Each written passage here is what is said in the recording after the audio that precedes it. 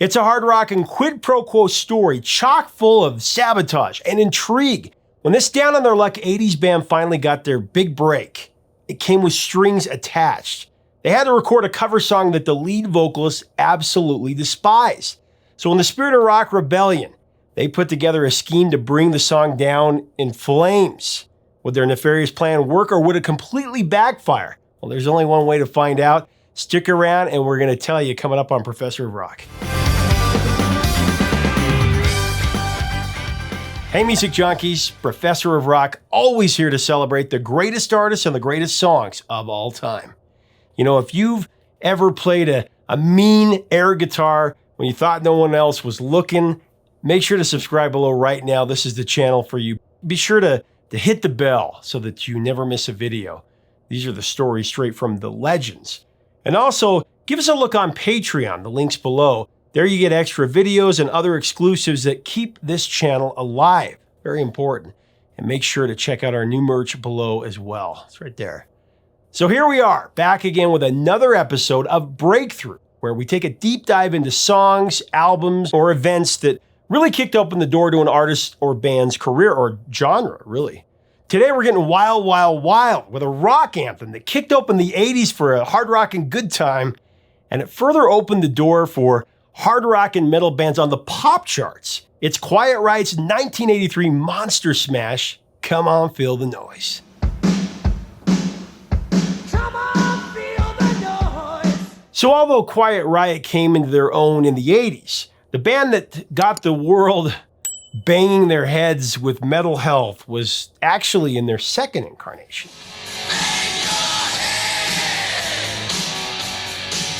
Their initial run took place in the late 70s, with an almost entirely different lineup, and mostly in Japan for that matter. Well, at least commercially. Quiet Riot 1.0 formed in LA in 1975, led by singer Kevin Dubrow and legendary guitarist Randy Rhoads. Rounding out the band was Kelly Garney on bass and Drew Forsyth on drums, but they had a heck of a time gaining any traction. You know, all the record companies, and a lot of them big names, they just straight up passed on this hard rock act. There was RCA, Capitol, everyone passed, sometimes 2 or 3 times. So partly out of desperation, Quiet Riot's managers negotiated a deal with Sony Japan. Thereafter, the band issued a pair of Japanese-only albums. The self-titled Quiet Riot, that was in '77. It's not so funny, just a kid. And Quiet Riot 2 in 1978.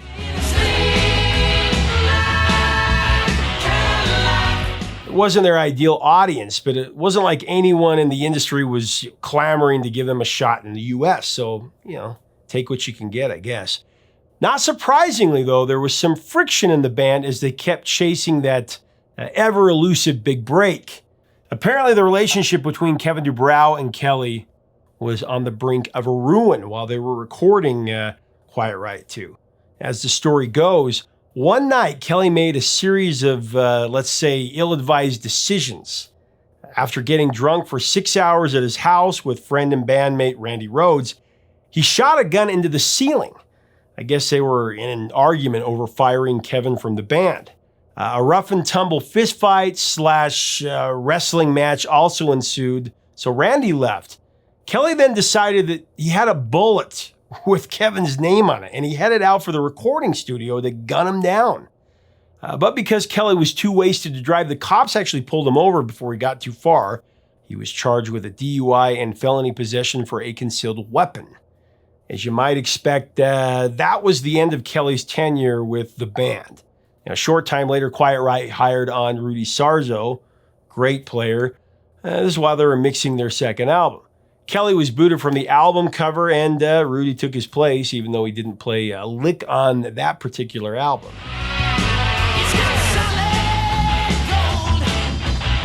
After that, the punches just kept on coming. In 1979, Rhoads accepted an offer to join Ozzy Osbourne's band, which really put Quiet Riot on the ropes. In Kevin's words, the loss of Rhoads didn't derail the band, it ended it.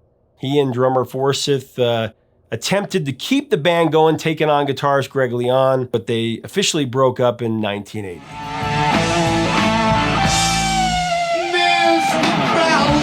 For the next couple of years, Kevin played shows on the LA club circuit under the name Dubrow. It wasn't until 1983 when Kevin had recruited Carlos Cavazzo on guitar, Rudy Sarzo on bass, and Frankie Banali on drums that Quiet Riot 2.0 took shape. It was a talented group for sure, and they had been busting their butts playing up and down the strip.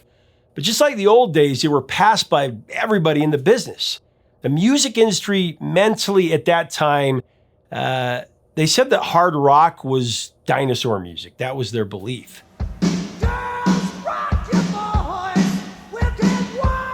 As we further break down this song, I want to thank our sponsor, Zenni Eyewear. Go to Zenni.com right now to design the perfect pair of frames, and then make sure that you add blue blocks to them. I'm telling you, I used to get headaches all the time. In the last year since I've worn Zenni exclusively with blue blocks, I've had like one or two. I used to get them a couple of times a week. You got to check it out today at Zenni.com. Design your own.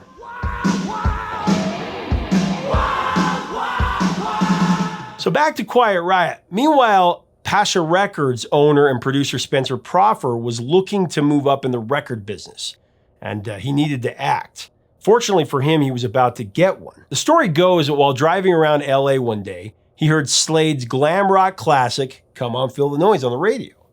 It was wedged between the Police's Roxanne and Soft Cell's Tainted Love. The song seemed to jump right out at him. To the night, Roxanne.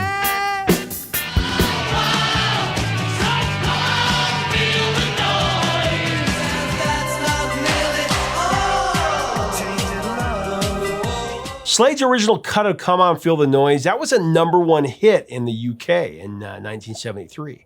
Spawned from their 1970 album Play It Loud. It also broke the top 10 in several European countries. However, it didn't fare very well here stateside. It barely squeaked into the Billboard Hot 100 at, I think, 98.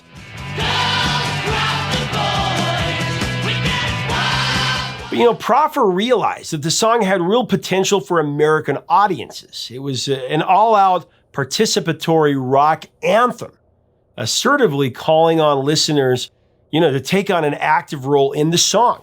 Come on, feel the noise, girls, rock your boys.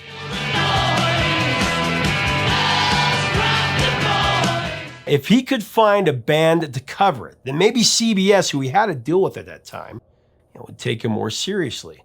So Proffer called everyone he knew in town looking for leads, and he heard about this band called Dubrow. Word was that they were a bunch of animated rockers. Maybe they could pull off a high-energy cover of that particular song. Proffer found the guys playing at a country club of all places, to an audience of like 20 people. When he heard their set, he was really excited. This had to be the band. They were playing songs like Bang Your Head and Party All Night, also powerhouse participatory rockers.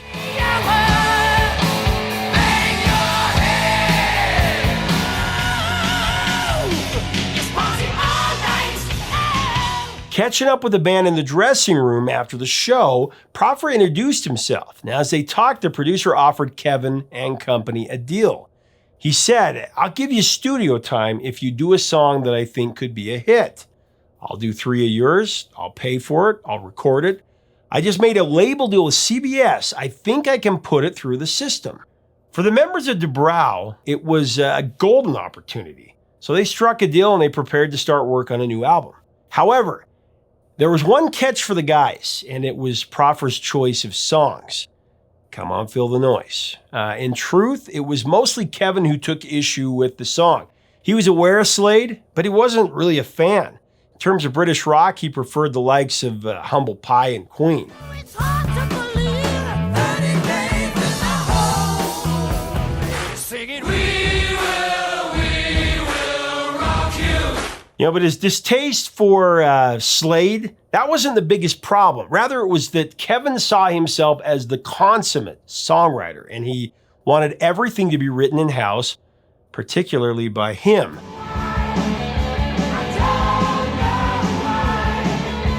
For Proffer, the song was non-negotiable. It was, after all, what led him to the band in the first place. And since he pulled the purse strings, he set the terms. In his words, it was a quid pro quo deal. You let me arrange and produce Come On Feel the Noise with you. In return, you got a couple of songs that I think are in that spirit, and I'll record those. I'll pay for it. As a drummer, Frankie Banali tells it that they needed this opportunity to, move things forward for the band. And he knew if they didn't agree to record the song, that wasn't likely to happen. So with Kevin's defiant state of mind in mind, he hatched a plan to sabotage Come On Feel the Noise in the studio. So this is how he presented the scheme to Kevin. He said, listen, we've got a potential situation here where we can maybe do a record. Maybe it gets released, maybe it sells a few copies. So let's just tell Spencer that we'll do the song and then not work on the song, not rehearse it, not do anything. And then when the day comes that we have to play the song or record it, it'll be a giant train wreck. And Spencer will just say, you already have these other songs, let's just keep going, forget about it. You can almost hear Kevin's maniacal laughter 4 decades later. Let's just say the plan was to go. So none of the band members bothered to practice Slade's song ahead of time. Whenever Proffer called the rehearsal studio to check in on the progress on the song, they'd say, yeah, it sounds great. It was all part of the ruse.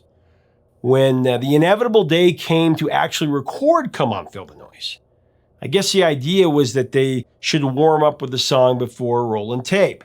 But Frankie couldn't resist letting the engineer in on the joke.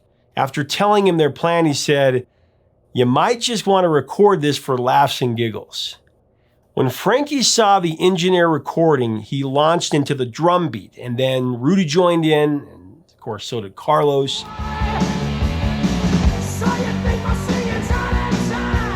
Meanwhile, Kevin was on a tall stool in the back corner of the studio, just giggling, waiting for the massive train wreck to happen. The only problem was that the take turned out to be really quite good.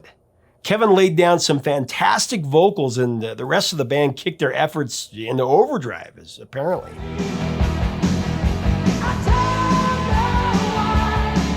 Proffer loved it. Afterwards, he said, that sounded great. I wish we had recorded it. Now, to his surprise, they did, and the engineer beckoned him to come listen. Kevin then yanked Frankie out of the room, almost dislocating his shoulder in the process. It was so hard. What was that? He asked. Frankie told him that he just started playing and got into the groove. You see, in their plans, they never decided how exactly they were going to sabotage it, or who in particular was going to screw it up. They all just assumed that if they didn't rehearse it, it would turn out lousy, but their scheme completely backfired. Kevin was pissed, let's just say. What am I supposed to do now, is what he said. Frankie, who didn't have it in for the song, suggested that Kevin should have mangled his vocal performance. And then he turned around and walked away just chuckling to himself. He knew Kevin, and there was no way that Kevin would be the one who sucked. As furious as the lead singer was, Frankie said he thought that he saw just a little crack of a smile on his face. So the take was good, though structurally it was different from the Slade version. According to Frankie, when you listen to the original Slade version and you listen to our version, Slade begins at a different part of the song. Slade didn't have an intro, it just goes right in. And because we weren't familiar with the song, I think I either left out a verse or a chorus in our arrangement. So if you play them side by side, they're not going to match. Baby, baby, baby.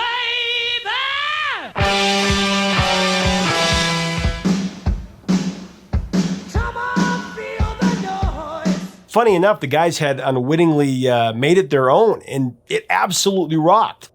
After the initial batch of recordings were finished, Proffer left for New York to pitch the album. There, Proffer played 4 of the songs in a conference room for some promotion guys.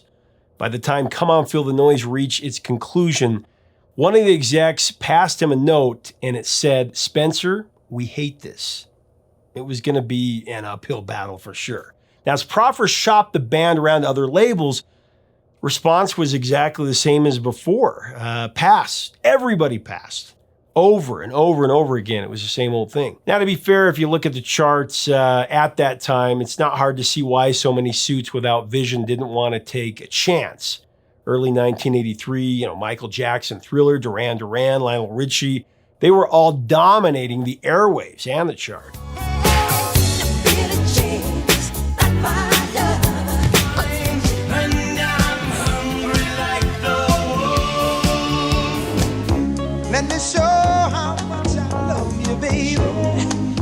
while later, Proffer contacted CBS chairman Walter Yetnikoff.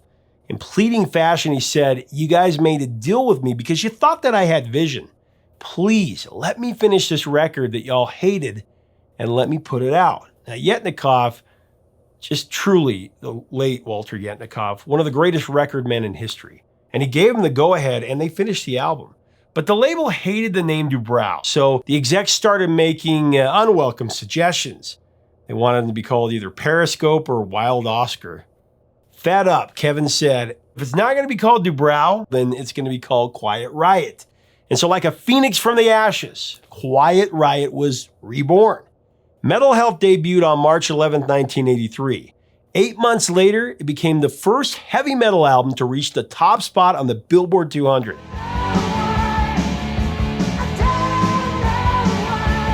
It actually took the Police's Synchronicity out of the #1 spot in the process. The record went on to sell more than 6 million copies, and in no small part due to the success of Come On Feel the Noise, which actually went to #5 on the Billboard Hot 100. After struggling for years, the 1983 single finally broke Quiet Riot to the masses. Back then, you couldn't turn on the radio without hearing the song or switch on MTV without seeing the video. It was just all over the place.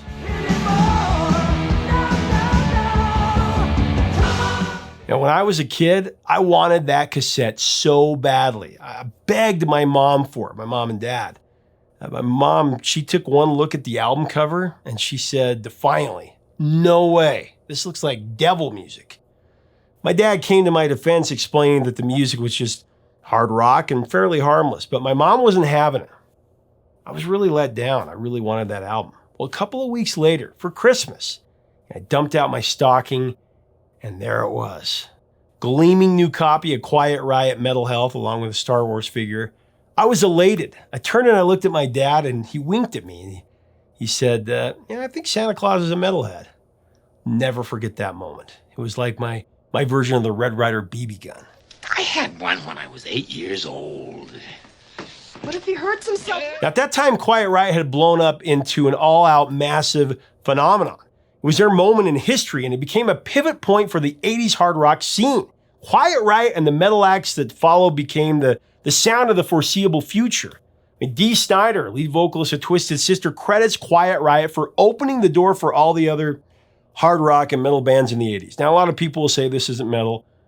I'm not going to get into this argument here. They say it was the first metal album, let's just not go there. Let's just say metal, hard rock, the way they were talking about it in the 80s.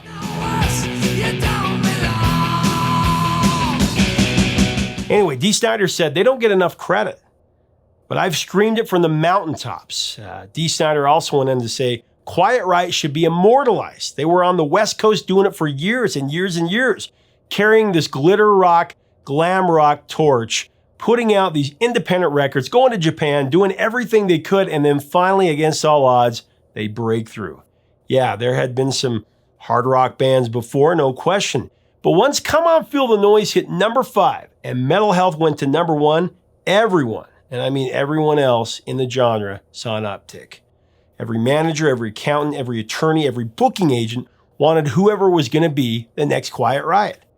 And all this was made possible by a botched sabotage of a cover song. Imagine that. What if they had succeeded in wrecking Come On Feel the Noise? Rock in the 80s would really not have been the same.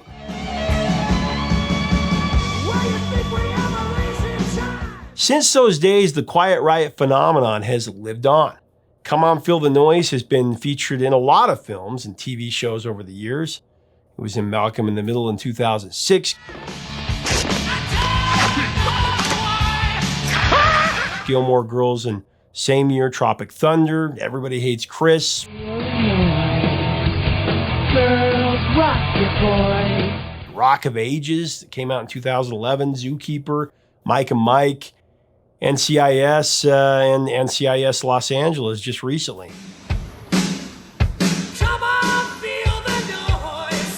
It's also covered by Oasis in 1995.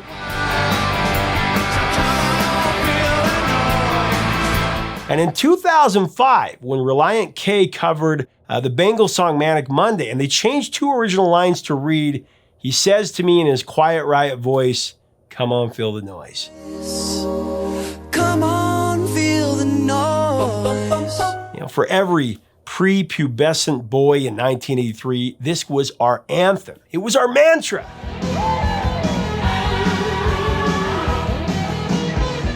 Leave us a comment about Quiet Riot and Come On Feel the Noise. What are your memories of this song? Let us know in the comments below. If you dig this video, this channel, we would love to have you subscribe, love to have you as part of our community. Until next time, 3 chords and the truth, my friends. Talk to you soon.